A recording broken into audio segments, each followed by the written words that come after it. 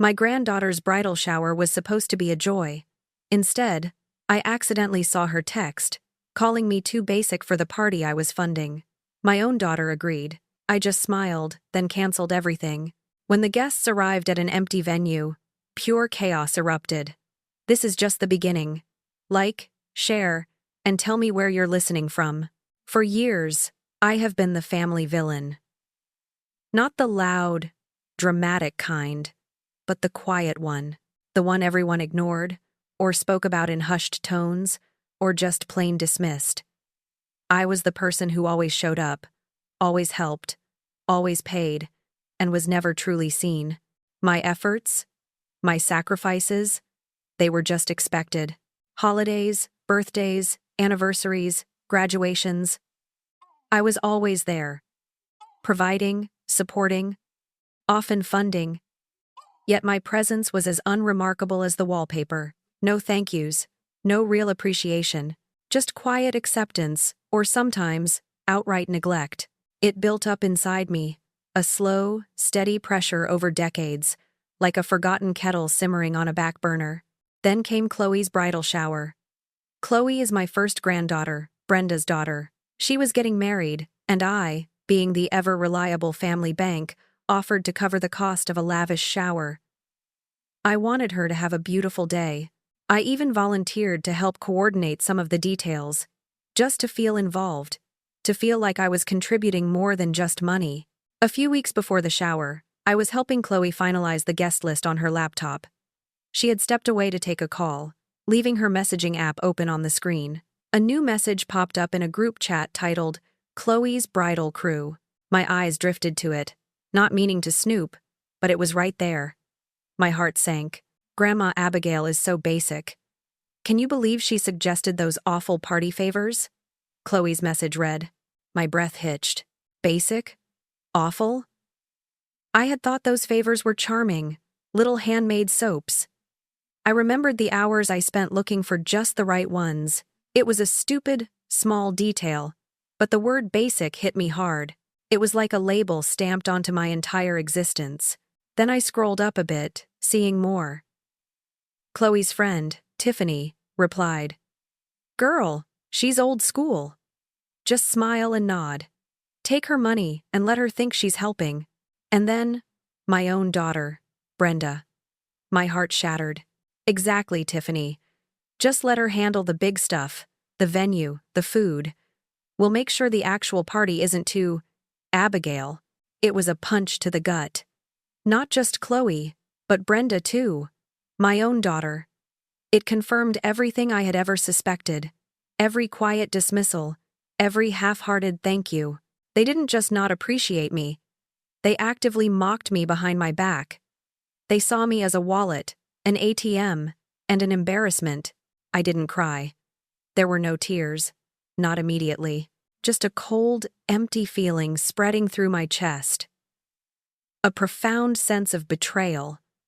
Like a physical weight, my hands trembled slightly as I closed the laptop. My mind a whirlwind of hurt and a strange, dawning clarity. Chloe came back, all smiles. All done, Grandma? I looked at her, managing to pull a hollow smile onto my face.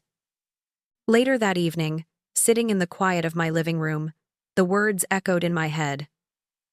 Too basic. Take her money. Not too, Abigail. The silence felt deafening. I picked up my phone. My fingers moved with a strange calm, a quiet resolve I hadn't known I possessed. First, I opened the group chat. Just wanted to say I hope you all have a wonderful time at the shower, I typed, my voice in my head, utterly flat. Chloe, I wish you all the best. Love, Grandma Abigail. I pressed send. A final, polite farewell. Then, I dialed the number for the event venue. The woman on the other end, cheerful and efficient, confirmed my reservation for Chloe's bridal shower. I need to cancel, I said. My voice steady, betraying none of the turmoil within me. She sounded surprised, asked if everything was all right. Everything is perfectly fine, I replied. I simply won't be needing the booking after all. The cancellation was confirmed, and I was assured the full refund would be processed within a few days. The total cost was quite significant, enough to pay for a modest wedding, not just a bridal shower. A few days later, the full refund landed in my account. Without hesitation, I transferred the entire amount. Not back into my savings, not for another family event, but to a local women's shelter. I added a note in the transfer description. In honor of all women who have ever been told they are too basic. It felt good. A small act of defiance that brought a flicker of warmth to the coldness inside me. The morning of the shower arrived. I woke early, a quiet anticipation humming beneath my skin. I dressed simply and drove to the salon across the street from the fancy country club where the shower was supposed to take place. I had an appointment for a trim and a coffee. From my vantage point, sipping my latte, I watched. First, a few early guests arrived, looking confused. Then a stream of cars, women in pretty dresses, carrying gift bags. Confusion turned to frantic phone calls. I saw Chloe's bright pink car pull up, her face alight with excitement. She walked confidently towards the entrance, then stopped. Her posture stiffened. She pulled out her phone, dialing furiously. Her face, visible even from across the street, went from confusion to disbelief, then pure, unadulterated embarrassment. Her friends huddled around her, their voices rising in exasperated shouts. A strange, quiet peace settled over me. There was no guilt, no regret, just a profound sense of satisfaction. It wasn't about hurting Chloe, not really. It was about reclaiming something, about saying, in the only way they would understand, that I was not just basic, and I was not to be taken for granted. My phone started ringing. It was Brenda. I let it ring. Then again. And again. Finally, I answered. Mom, what happened? The shower is canceled. Chloe is in hysterics. Brenda's voice was sharp, accusing. Is it? I asked, my voice calm, almost detached. Oh. That's a shame. A shame? Mom, what did you do? The venue said you canceled it. Well, yes, I said. I wasn't invited, dear. And I canceled what was mine to cancel. Not invited? Don't be ridiculous. You were supposed to pay for it. Yes, and I did, I said. But then I changed my mind. I decided to donate the money to a better cause. I could hear her sputtering on the other end, but I didn't elaborate. I simply stated the facts. I hope Chloe still has a lovely wedding. I hung up before she could respond. Word, of course, spread like wildfire through our small town.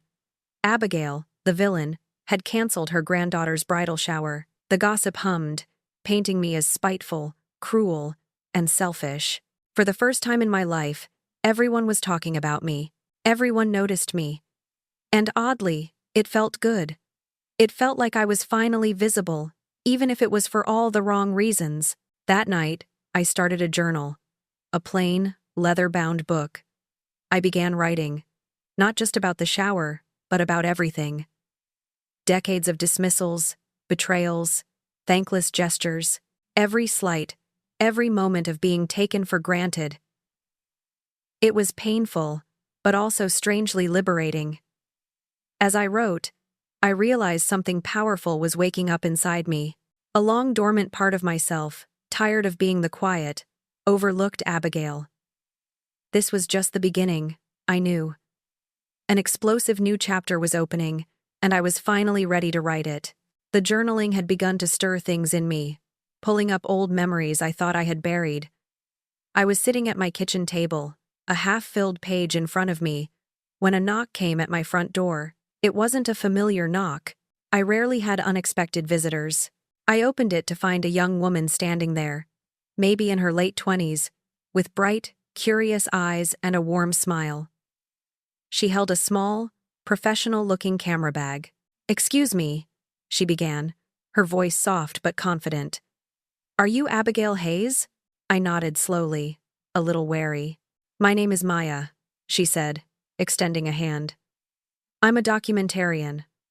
I'm working on a project about women who have been, well, let's say, erased by their families. I heard about you from Diana, at the women's shelter." Diana.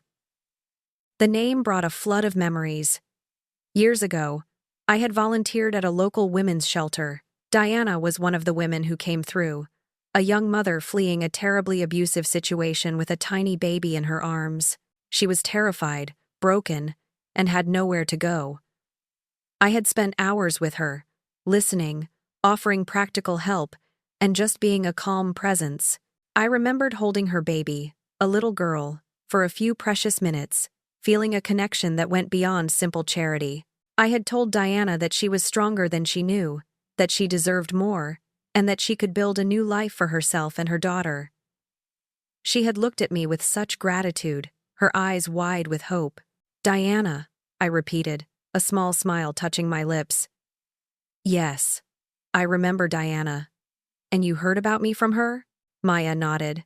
"She told me you were one of the kindest, most courageous women she'd ever met. She said you showed her how to stand up for herself when no one else would. She also told me about your recent family incident." She paused, a hint of respect in her eyes. "She said you were finally telling your own story." I hesitated for a moment, then something in her genuine gaze disarmed me. I led her to the living room, a space that felt both comforting and, at times, suffocatingly quiet. I made us some lemon tea, my hands moving automatically. As we settled onto the sofas, the aroma of citrus filling the air, I found myself starting to speak, really speak. For the first time in years, I began with my marriage, a story I hadn't truly dissected in decades. "My husband was Dr. Robert Hayes," I began, the name feeling like a relic from another life. "He was charming, a brilliant doctor, respected in the community. Everyone envied our life, our beautiful home, our perfect family." I spoke of how it started subtly, almost imperceptibly. Little lies, at first. A late night at the hospital that turned out to be a round of golf with colleagues. A sudden business trip that felt too convenient when I had plans for us. They were small enough to dismiss, to rationalize, to convince myself I was being overly suspicious, but they chipped away at trust, little by little. Then came the infidelity. I discovered it accidentally, a stray receipt in his jacket pocket, a perfume I didn't recognize. The confrontation was brutal. He denied, he raged, he twisted my words until I felt like I was the crazy one. He was a master of gaslighting. "You're imagining things, Abigail. You're too emotional. You're overreacting. Why are you trying to ruin our perfect life?" He made me doubt my own sanity, question my own perceptions. I would look in the mirror and wonder if I was truly becoming a paranoid, bitter woman. 35 years. 35 years of that slow, insidious erosion of my self-worth. I loved him. Or at least, I thought I did. I loved the idea of our life, the stability, the image. But the real Robert was a stranger, a user, a man who saw me as an accessory, a silent partner in his grand charade. I told Maya about the day I left him. There was no big fight, no dramatic revelation. It was a quiet morning, just like any other. He was getting ready for work, humming. I looked at him, truly looked at him, and realized I didn't know him, and I didn't want to anymore. I simply packed a small bag, leaving my wedding ring on his pillow. No note, no explanation, just a silent exit from a life that had become a gilded cage. I drove away, leaving everything behind, stepping into an unknown future with only a quiet resolve. Maya listened intently, her eyes never leaving mine. She didn't interrupt, but her expressions, a furrowed brow, a nod, conveyed profound understanding. When I finished, she asked, "What was it like? Living all those years feeling invisible?" Her question hit home. "It was like being a ghost in your own life," I admitted. "You're there, you're present, but no one truly sees you. Your opinions are ignored, your feelings are dismissed. You become a background character in your own story." As I spoke, I couldn't shake a feeling that Maya knew more than she was letting on. There was a depth in her questions, a resonance in her understanding that felt too specific for a random documentarian. She seemed to intuit the unspoken pains. "Maya," I said slowly, "why me? Out of all the women at the shelter, Why did Diana send you to me? And why are you so interested in my story? Specifically, Maya took a deep breath, her gaze unwavering. Abigail, she began, her voice softer now, more vulnerable. Diana isn't just a woman you helped at the shelter. She's my mother. My heart leaped. The teacup clattered slightly as I put it down. Your mother? She nodded, tears glistening in her eyes. Yes. I'm the baby you held, all those years ago. The little girl you told my mother would be strong, just like her. You gave my mother the courage to leave, to start over. You saved us, Abigail. You truly did. A wave of emotion washed over me, a warmth spreading through the cold emptiness that had resided in my chest for so long. This young woman, now grown, was a living testament to a moment of kindness I had almost forgotten. Without thinking, I reached across the small table and took her hand. Her grip was firm, comforting. Maya stayed that day, and many days after. She wasn't just a documentarian anymore. She was a connection, a living link to a forgotten part of myself. Together, we began to sift through boxes in my attic, old letters, faded photographs, even dusty court documents from my divorce that I had never truly processed. As we looked through these relics of a past life, Maya, with her gentle questions and fresh perspective, helped me remember. She helped me remember the young Abigail, the ambitious woman before Dr. Robert Hayes, before Brenda, before I became just mother or wife or grandma. She helped me see the woman who loved art, who dreamed of traveling, who had a fierce spirit that had been slowly suffocated. Her presence, her belief in the power of my story, reminded me that my story was far from over. In fact, with her help, it felt like it was only just beginning. Maya's presence had been a catalyst. With her, I was no longer just reflecting on the past. I was actively reshaping my future. One evening, after we had spent hours sifting through old photographs, Maya looked at me with a mischievous glint in her eye. Abigail, she began, I have an idea for the documentary. We need a central event, a moment where your family comes together, and you can truly tell your story to them. I felt a pang of fear. A family dinner? Maya, you don't know my family. They'll never listen. Not just any dinner, she countered. We'll call it an appreciation dinner. For the Hayes legacy. We'll invite everyone, and under the guise of filming a documentary honoring the family, you can finally say everything you've kept inside. I hesitated. The thought of confronting them, of laying bare decades of silent pain, filled me with dread. But then I looked around my quiet living room, at the stacks of memories we had uncovered, at the journal filled with my increasingly bold script. I was tired. Tired of being quiet, tired of being ignored, tired of being the silent benefactor. All right, I said, a firm resolve settling in my chest. Let's do it. Maya, ever the professional, took charge of the arrangements. She chose a beautiful, historic inn on the outskirts of town, known for its elegant dining room and private event spaces. She designed custom invitations, embossed with gold foil, making them feel important, official. The invites stated that the dinner was to celebrate the Hayes family's contributions to the community and would be filmed as part of a documentary. She even hired a discreet photographer, someone she knew, to capture the evening. As the date approached, old fears resurfaced. What if they laughed at me? What if they dismissed me again? What if it all backfired, and I ended up even more isolated? My mind conjured up every negative scenario. But then I would remember Maya's unwavering support, her quiet strength, and her words. Abigail, you don't need their permission to matter. Your story is your own, and it deserves to be heard. Those words became my mantra. The evening of the dinner arrived. I dressed carefully, choosing a simple but elegant blue dress, a color I hadn't worn in years. As I looked in the mirror, I saw not just Abigail, the forgotten matriarch, but Abigail, the woman ready to speak her truth, even if it meant burning every bridge behind her. When I arrived at the inn, Maya was already there, making final preparations. The dining room was beautifully set, intimate yet formal. My heart pounded, but my resolve held. Brenda was the first to arrive, her usual self, a whirlwind of energy and carefully applied cheer. "Mom, this is wonderful! So exciting about the documentary," she gushed, kissing my cheek. She clearly bought the story. Then Chloe arrived with her fiancé, Liam.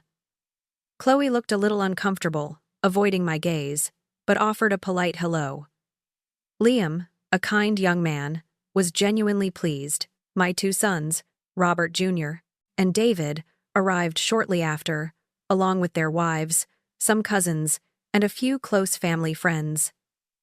The room filled with polite chatter, forced smiles, and the usual superficial conversations. No one suspected the storm that was about to break. Dinner was served, and the polite facade continued. Everyone seemed to be enjoying the elaborate meal, discussing local gossip, and complimenting the decor. The photographer subtly moved around the room, capturing the carefully constructed image of a happy, successful family. I watched them, my family, and felt a strange detachment. They were so comfortable in their roles, so oblivious to the decades of silent resentment brewing within me. Finally, after the main course, as coffee was being poured, Maya caught my eye and gave me a subtle nod. It was time. I took a deep breath, straightened my shoulders, and stood up, tapping my spoon gently against my glass. The room slowly quieted. All eyes turned to me. "Thank you all for coming tonight," I began, my voice clear and steady, surprising even myself. "It's truly wonderful to see so many familiar faces. Maya here is filming a documentary about the Hayes family legacy, and I thought this would be the perfect occasion to share a few thoughts." A ripple of nervous anticipation went through the room. Brenda smiled, seemingly proud. Chloe shifted in her seat. "For many years," I continued, "I have played a role in this family. An unasked-for role, perhaps, but one I accepted. The silent supporter, the provider, the one always in the background." I paused, letting my words hang in the air. "But tonight, I want to step out of that background." I looked directly at Chloe. Her smile faltered. "Chloe, you called me basic. You and your mother, Brenda, and your friends thought I was an embarrassment. You thought I would just pay for your bridal shower and disappear." Gasps filled the room. Brenda's jaw dropped. Chloe's face went white. "And yes," I pressed on, my voice gaining strength, "I canceled it not out of spite, but out of a sudden, profound clarity. I realized that my generosity, my efforts, were invisible to you. My presence was tolerated only for my wallet, and I decided I no longer wished to be invisible. Then, I turned my gaze to the room, sweeping across faces that now held varying degrees of shock, anger, and confusion. That invisibility, that feeling of being unappreciated, is not new. It's something I've lived with for decades. It started with Robert, your father." I looked at my sons, who were now staring at their plates. "He was a liar, a cheat, a gaslighter. He broke my heart repeatedly, and I tolerated it for 35 years. I continued, the words pouring out, decades of suppressed truth finally given voice. "How many holidays did I spend alone, while you all went off with your other families? How many times did I reach out, only to be met with busy signals or excuses? When I had my surgery last year, only one of you even called to check on me, and that was just a quick text message." My voice quivered slightly, but I pushed through. I kept silent, all these years, to protect an image. The image of the perfect family, the successful doctor, the loving mother. But that image was a lie, and I am done living a lie. As I finished, Maya stepped forward. She held a stack of envelopes. "Abigail has given me permission to share some documents," she said calmly. She walked around the table, handing an envelope to Brenda, one to my sons, and one to Chloe. These contain letters from Abigail's divorce attorney, detailing the financial and emotional toll, and photographs of Abigail's struggles during those years, taken by a friend. Chloe opened hers, a sob escaping her lips as she saw the faded photos of a much younger, sadder me. Brenda stared at her envelope, her face a mask of stunned disbelief. My sons looked sick. "I am not doing this to destroy you," I said, my voice softer now. but no less firm. I am doing this to free myself. To finally say that I am a person, not a convenience. I have feelings, I have a history, and I deserve respect. The room was silent for a long moment, broken only by Chloe's quiet sobs. Then, one by one, people started to gather their things. There were no shouts, no arguments, just a subdued, embarrassed exodus. Brenda, looking utterly stunned, pulled Chloe away. My sons avoided my eyes, muttering hurried goodbyes. Within minutes, the elegant dining room was almost empty. I sank back into my chair, a tremor running through me, but also an incredible lightness. Maya came and sat beside me, placing a comforting hand on my arm. "Abigail," she said, her voice filled with admiration. That took incredible courage. I smiled, a real smile this time. "No, Maya," I corrected her gently. "It was just honesty. And it feels long overdue." The morning after the dinner, the quiet of my home felt different, lighter. But the peace didn't last long. My phone rang, jarring the silence. It was Brenda. "Mom, what was that last night?" Her voice was laced with anger, barely controlled. "That was a performance. You humiliated us all." "What were you thinking, bringing up all that old drama in front of everyone? The documentary was supposed to be about our family's legacy, not your personal vendetta." "Brenda," I said, my voice surprisingly calm. "I merely stopped pretending our family was perfect.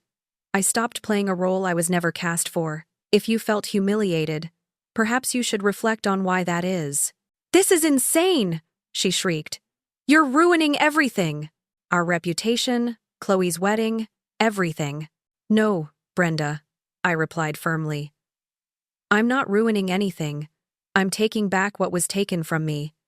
And if that makes you uncomfortable, that's your problem, not mine." She hung up on me, the line going dead with an abrupt click. I placed my phone down, a small sigh escaping my lips. It was done. The first battle was fought. Later that morning, Maya returned, carrying several large cardboard boxes. Her face was alight with excitement. "Abigail," she said, practically bouncing into the living room. "You're not going to believe what I found at the county archives. I pulled all the land deeds, wills, and estate documents related to your family property." She began pulling out papers, historical documents that smelled faintly of dust and old paper. Then she pulled out a single, yellowed letter, carefully preserved in a plastic sleeve. "This," she said, holding it up, "is a letter from your mother, dated just a month before she passed away." I took the letter, my hands trembling slightly. My mother's handwriting. It had been so long. I started to read. It was clear, concise, and utterly unmistakable. My mother had explicitly stated her intention to change her will, ensuring that the family farm, the land that had been in our family for generations, would pass directly to me. She detailed her reasons, her love for the land, and her desire for me to carry on her legacy. A rush of memories flooded my mind. I remembered this letter. Robert had shown it to me shortly after my mother's death. He had dismissed it, waved it away. "It's just a letter, Abigail," he had said, his voice oozing with his usual authority. "Not a legal document. The will is the will. Your mother was probably confused in her final days. It's not worth fighting over. It will only bring shame to the family. Trust me, it's best to just let it go.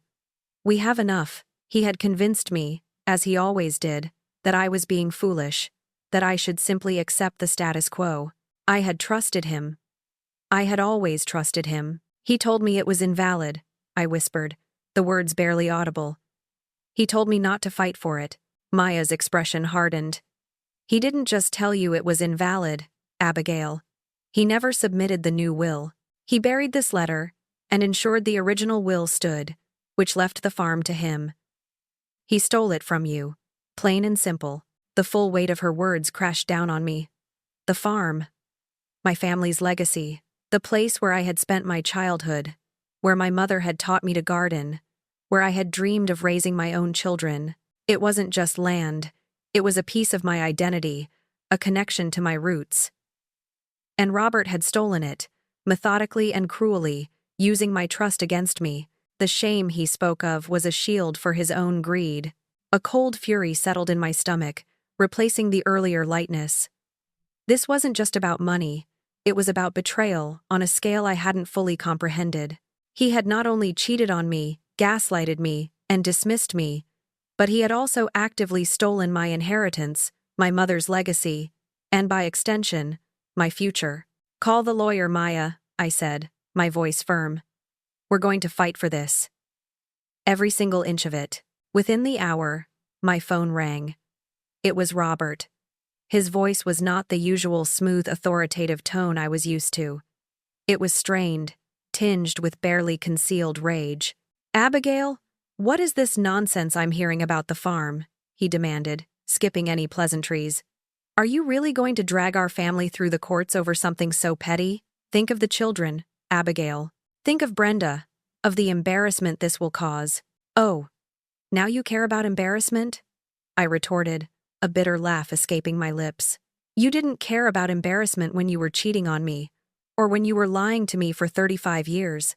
You certainly didn't care about embarrassment when you buried my mother's will and stole my farm. Don't be ridiculous, Abigail. That letter was nothing. You're being hysterical." He was resorting to his old tactics, but they no longer worked. "No, Robert," I said, cutting him off. "I am not being hysterical. I am taking back what you stole, what you made me feel small for. This farm is mine, and I will fight for it." I hung up, my hand shaking slightly, but my resolve unshaken. The court proceedings began. Maya and I spent weeks meticulously gathering evidence.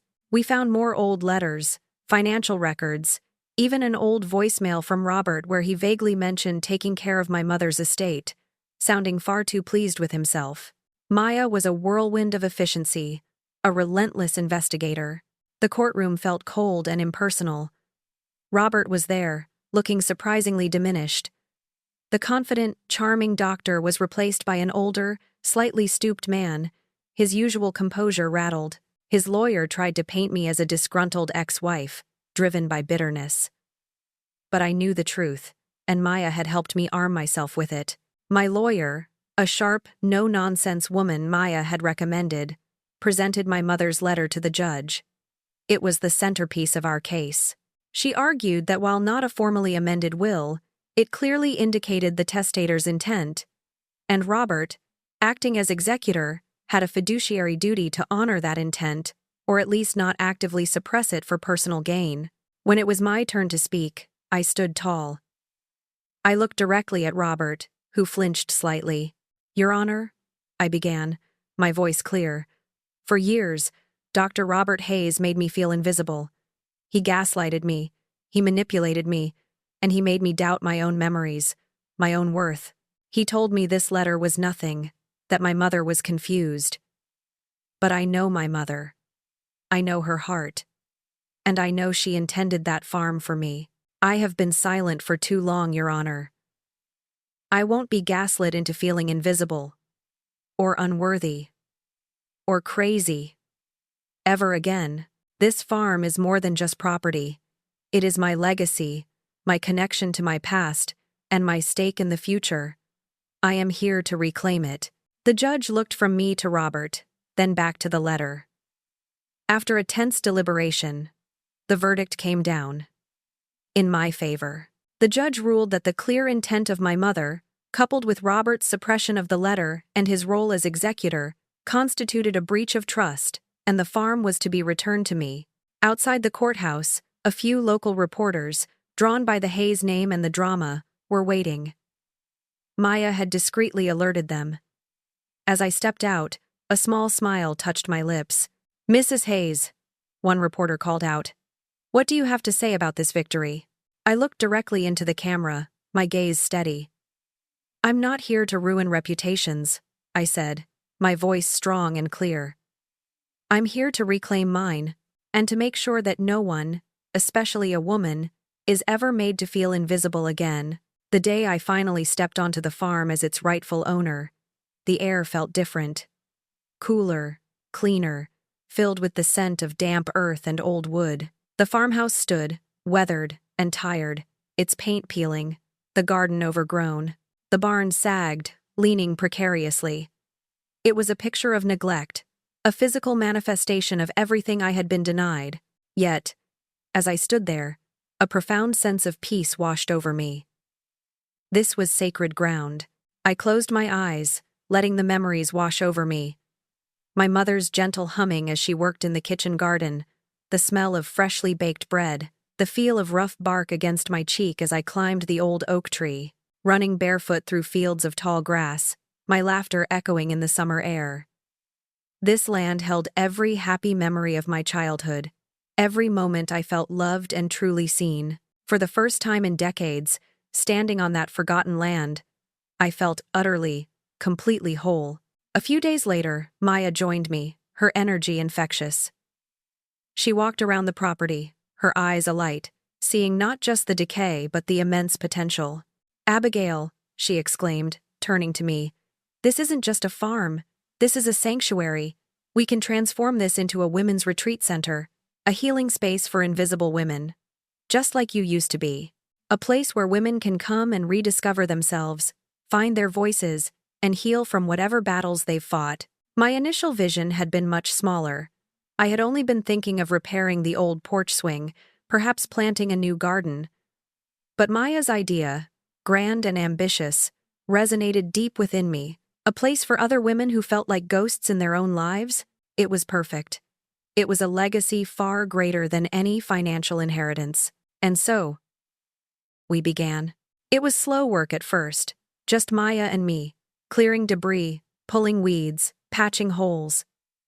But soon, word spread. Neighbors, friends from my volunteering days, even some of the women from the shelter Maya knew, started to show up. They came with tools, with food, with willing hands and open hearts. The farm started to come alive, brick by brick, plant by plant. And with it, so did I. The dust and neglect slowly faded, replaced by laughter, purpose, and the vibrant energy of community. I was no longer just Abigail. I was a builder, a visionary, a woman reclaiming her power, surrounded by others who believed in her. One afternoon, as I was repainting an old garden bench, my phone rang. It was Chloe. Her voice was cracked, raw with emotion. "Grandma," she began, her usual bubbly tone replaced by a hesitant tremor. Can I come visit the farm?" My heart did a little flutter. After the dinner, I hadn't expected to hear from her, or Brenda, or my sons, for a long time. "Of course, darling," I replied, a softness entering my voice that surprised me. "You're always welcome here." She arrived the next day, not in her usual designer clothes and perfect makeup, but in jeans and a simple t-shirt, her hair pulled back in a messy ponytail. She looked young, vulnerable, and utterly unpolished. Her eyes were red-rimmed, and her hands twisted nervously in front of her. "Grandma," she started, her voice barely a whisper, "I am so sorry. For everything. For the texts, for the shower, for treating you like you were just a wallet. I didn't understand. I was cruel and thoughtless. And I took you for granted. I've been so ashamed." Tears welled in her eyes. Then, she pulled something from a small bag. It was a framed print. I looked at it and felt a jolt. It was a screenshot of that infamous group text, the one where she had called me basic, but beneath it, in elegant script, was a new inscription. "I was wrong. You're not basic. You're the foundation, and I'm proud to be your granddaughter. Thank you for showing me what true strength looks like." My eyes blurred. All the hurt, all the anger from that day seemed to melt away. This wasn't just an apology. It was understanding. It was her truly seeing me. Without a word, I pulled her into a tight, heartfelt embrace. She hugged me back, clinging to me, her body shaking with silent sobs. It was the hug of a child seeking comfort, a granddaughter seeking forgiveness. Chloe stayed for days. She didn't just apologize. She put in the work. She helped with the painting, cleared brush, and listened intently as I told her stories about the farm, about my mother, about my life. She asked real questions, wanting to understand, not just to hear. We talked late into the evenings, sipping tea on the newly repaired porch swing, and a genuine connection, one I had always longed for, began to blossom between us. One evening, as we watched the sunset paint the sky in hues of orange and purple, Chloe looked at me, a thoughtful expression on her face. "Grandma," she said, "Liam and I, we're thinking about the wedding, all the plans, the big, lavish event. It just doesn't feel right anymore. It feels empty. I want something real, something truthful, something with family. But the real family. I want to do it right. With you." I squeezed her hand, a silent acknowledgement of her profound shift in priorities. She was no longer chasing an image. She was seeking authenticity, meaning, and true connection. It was a beautiful thing to witness. Later that night, long after Chloe had gone to bed, I found myself in the old living room of the farmhouse, music playing softly from an old radio. I started to dance. Just me, alone, swaying to the music. I wasn't dancing for anyone, or for any occasion. I was dancing for myself, for Abigail, who was finally seen, finally heard, finally whole. This was just the beginning, I knew. And for the first time in a very long time, the future felt bright. The farm, once a symbol of neglect and betrayal, was transformed. For Chloe and Liam's wedding, it became a living, breathing garden chapel. We draped linen over rustic arbors, adorned them with wildflowers from the fields, and arranged simple wooden benches for seating. Fairy lights twinkled among the trees as dusk approached. It wasn't a lavish affair, but it was beautiful, intimate, and profoundly meaningful. This wasn't just a wedding. It was a celebration of real family, of redemption, and of a new beginning. I stood with Maya near the entrance, watching the guests arrive. Family members, a few friends, and even some of the women who had helped restore the farm. There was a lightness in the air, a genuine warmth that had been absent from so many family gatherings before. I felt ready for whatever the day held. Just as the last guests settled, a courier arrived, holding a thick envelope. "For Abigail Hayes," he said. I took it, my brow furrowing slightly. Who would send a courier on my granddaughter's wedding day? I opened it. The return address was familiar, though I hadn't seen it in years. Dr. Robert Hayes. My ex-husband. I stepped aside, my heart pounding a little, and unfolded the letter. His distinctive, elegant handwriting filled the page. "Abigail," it began, without any pretense.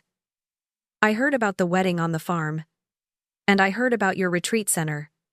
I have also heard a great deal about myself recently. From many sources," he went on, admitting things I never thought I would hear.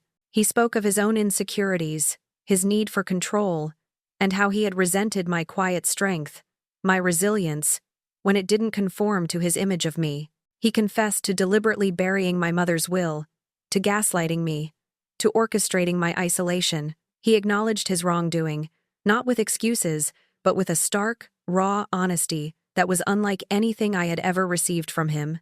He also wrote that he was stepping away from his medical practice, realizing he needed to address his own issues, his own internal rot, and at the end, tucked into the envelope, was a significant check. "This is not enough," he had written beneath his signature. "But it is a start." I reread the letter, a strange mix of emotions swirling within me.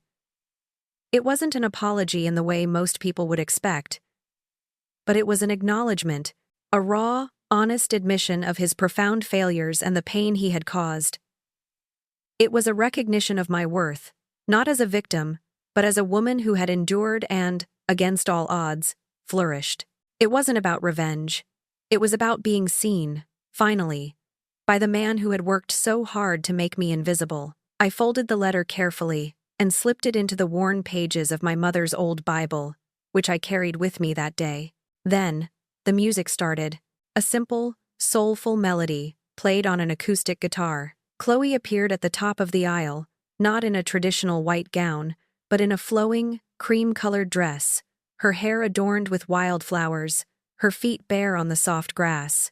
She carried a bouquet of wild blooms, their natural beauty mirroring her own radiant simplicity. As she walked towards Liam, her eyes swept across the faces of her loved ones. Her gaze met mine, and she smiled. A genuine, joyful smile, her lips forming the words, "Thank you." My heart swelled, a warmth spreading through my chest. This was the true gift, this connection, this understanding. Chloe and Liam stood before us, their faces glowing. Their vows weren't about grand pronouncements of eternal love, but about promises of trust, forgiveness, humility, and open communication. They spoke of learning from past mistakes, of valuing truth over appearances, and of building a foundation rooted in respect. Liam spoke of learning from Chloe's journey, and Chloe spoke directly about generational healing, a clear nod to our family's recent upheaval. As they finished their vows, Chloe turned to face the assembled guests, her eyes shining. And most importantly, she said, her voice strong and clear, "I want to dedicate this day to my grandma Abigail. She showed me what dignity means. She showed me the power of truth, and the incredible courage it takes to stand up for yourself, even when everyone else wants you to stay small. Thank you, Grandma, for showing me how to truly live." The guests, many of whom had been at that fateful dinner, rose to their feet. A wave of applause erupted, loud and heartfelt. I felt tears stream down my face, but they were tears of joy, of vindication, of profound gratitude. It was a standing ovation not just for the bride and groom, but for the grandmother who had dared to be honest. After a moment, Liam gently pulled Chloe into a kiss, and the crowd roared their approval. After the ceremony, as the celebration began, Maya found me. Her eyes sparkled. "Abigail," she whispered. "The State Film Commission just called. They want to fund the full documentary. They love the story. And they've decided on a title. Basic No More." A wave of exhilaration shot through me. Basic No More. It was perfect. As the music played, Maya pulled me onto the makeshift dance floor. And then, surprisingly, Chloe joined us, pulling Liam with her. And then, even more surprisingly, Brenda, looking a little shy but with genuine remorse in her eyes, approached me. "Mom," she said, her voice thick with unshed tears. "I am so sorry. I didn't see it. I didn't see you. Can you ever forgive me?" I looked at my daughter, truly looked at her. Her face was etched with pain and regret, but also a newfound vulnerability. I reached out and took her hand. "Brenda," I said gently, "we all make mistakes. What matters is what we do next." And then, for the first time and perhaps ever, my daughter, my granddaughter, Maya, and I all danced together under the canopy of stars. The old farm, with its deep roots and rich history, vibrated with new life, new laughter, new hope. I could feel the past in the soil beneath my feet, in the melody of the music. But I was focused on the present, on the healing, on the profound peace that finally settled in my heart. 2 months after Chloe's beautiful wedding, the Ribbon House, as we now called the farm, was bustling with activity. Each morning, Chloe and I would walk out to the old oak tree near the farmhouse, its branches now dotted with vibrant ribbons. Each ribbon represented a woman who had found a piece of herself, a moment of healing, or a new beginning within these walls. It was a tangible testament to the sanctuary this place had become. The Ribbon House was more than just a retreat center. It was a haven, a place where women, young and old, from all walks of life, could come to heal from their wounds, redefine their stories, and write new chapters for themselves. Whether they were recovering from abuse, betrayal, career setbacks, or simply the quiet erosion of self-worth, they found a place here. My mantra to each arriving woman was simple: "You belong here." Maya, with her incredible networking skills, handled the outreach and publicity, while Chloe, a quick study, helped secure grants and manage the growing operations. One sunny afternoon, as Chloe and I tied a new blue ribbon, symbolizing clarity, she turned to me. "Grandma," she asked, Do you ever wish things had gone differently? All the pain, all the drama. Do you ever regret it? I paused, thinking about all the years of silence, the invisibility, the quiet suffering. No, darling, I replied, a soft smile touching my lips. Not anymore. If none of that had happened, I would never have found my voice.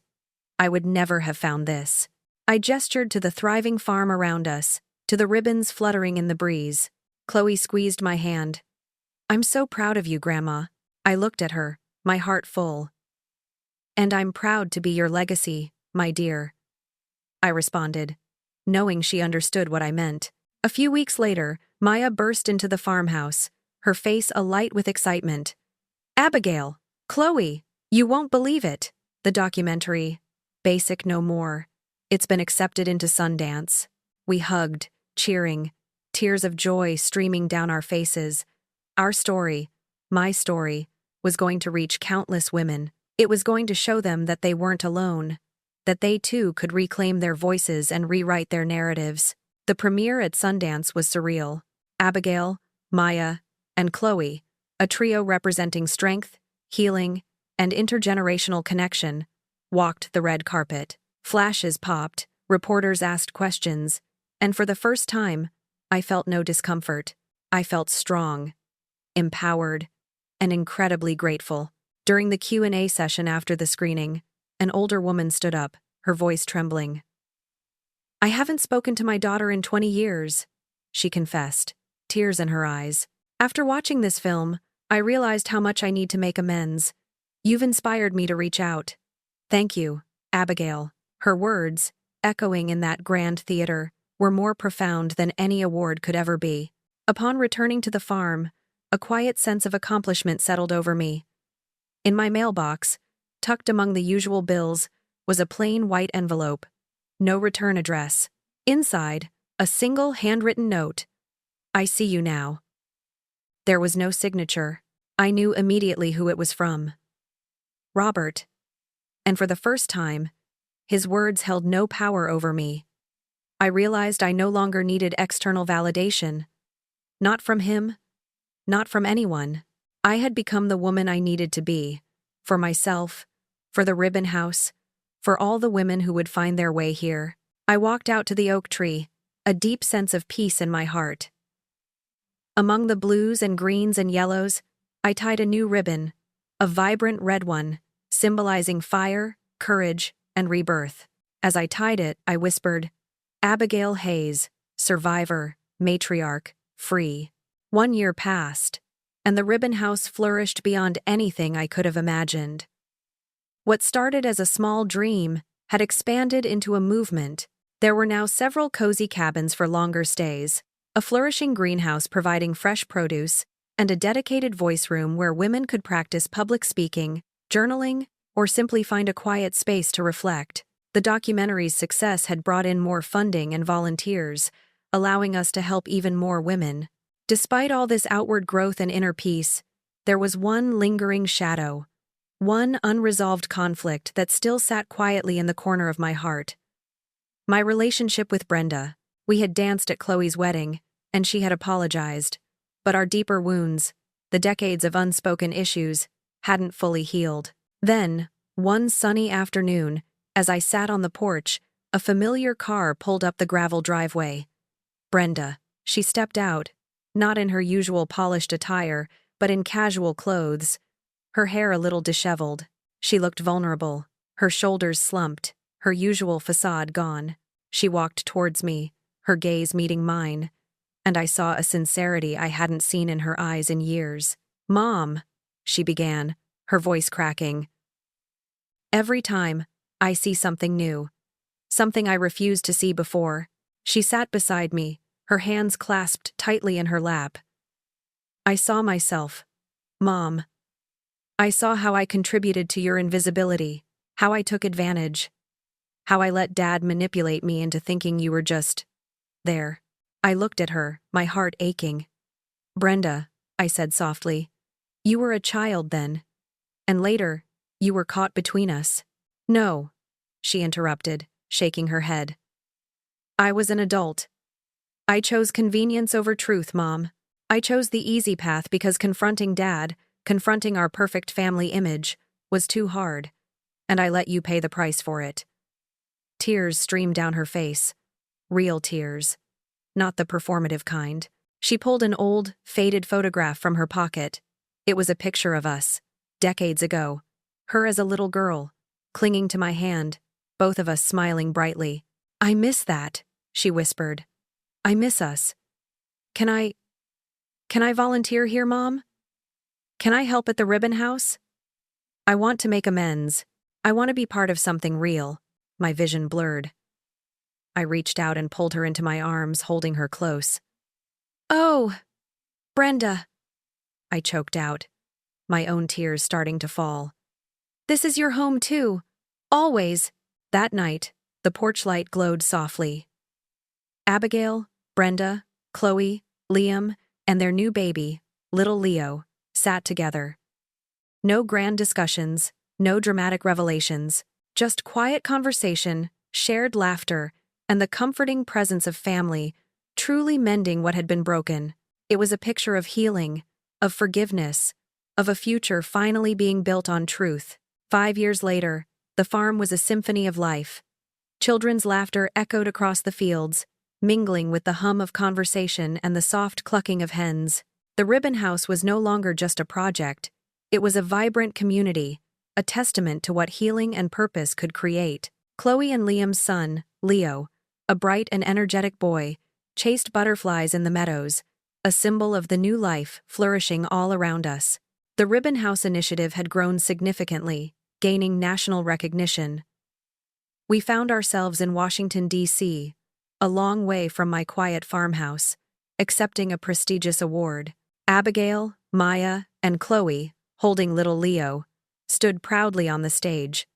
My heart swelled with gratitude. It wasn't about redemption anymore. It was about legacy, about building something meaningful that would outlast me. It was around this time that I began writing my book, Ribbons in the Wind. It wasn't meant to be a tell-all exposé, but a reflection, a journey of discovery. I wrote about the lies, the losses, the long decades of feeling invisible, and the profound shift from seeking permission to finally being seen. I chronicled the joyous moments too, like Leo's first birthday, the shared laughter over family dinners, and the quiet healing journeys of Chloe and Brenda. The book was my truth, offered with an open heart. Ribbons in the Wind became a quiet bestseller, reaching women in corners of the world I could never have imagined. Letters poured in, not from critics or reviewers, but from women who had been touched, inspired, and empowered by my story. You gave me the courage to leave, one wrote. You showed me that it's never too late to find my voice, said another. Each letter was a ribbon tied around my heart, strengthening my resolve. One crisp autumn morning, as the leaves turned golden on the old oak tree, a car pulled up the drive. An older, stooped man emerged, carrying a bouquet of white lilies. Robert.